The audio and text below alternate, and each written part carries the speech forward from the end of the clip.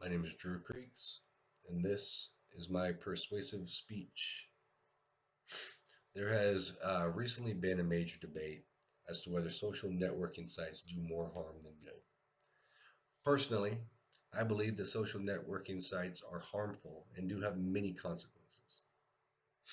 Face to face interaction requires focus, patience, and bravery. By limiting our in person interactions, I believe that people generate a false sense of reality and a false definition of what they are truly capable of.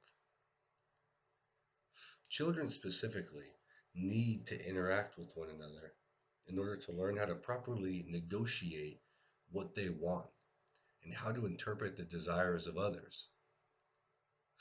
Children also need to interact with adults from older generations so that they can understand the founding principles of respect.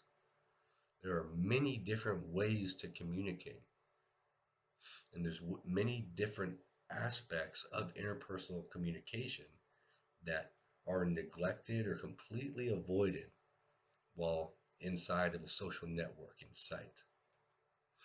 Now, although there is the ease of communication, the long term effects on the socializing skills are truly drastic.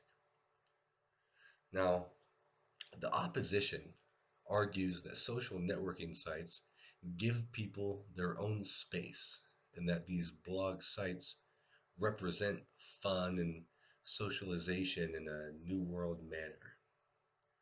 Well, would we not prefer our children to go outside and socialize and meet people, meet friends, that they know where they live, they know their true gender, their true identity, the way that that person wants to be identified, how they express themselves in person?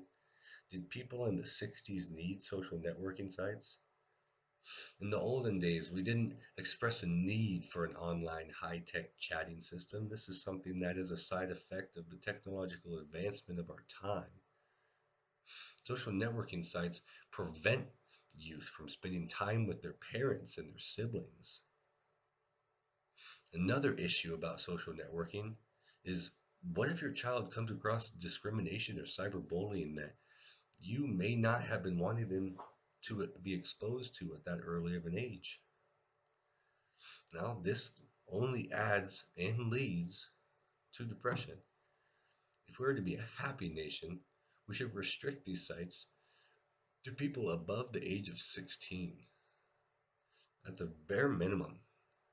Now, this is a fairly easy alternative, which I'm sure that the majority of people would rally behind if they were to see the numbers lined out in front of them. Now, overall, the benefits are few, the drawbacks are many. Social networking sites are the true center of misconduct. They affect studying habits, they create unsafe and unproductive conversation highlights, and once again, they truly can expose younger generations to information, to topics, um, to content that they may not be ready to perceive, to comprehend, to have to try to work through. Now, do we want our youths to have their eyes glued to the computer screens or their ears constantly plugged into headphones? It's a tough question. But I truly believe that we must restrict the social networking sites to 16 years or above.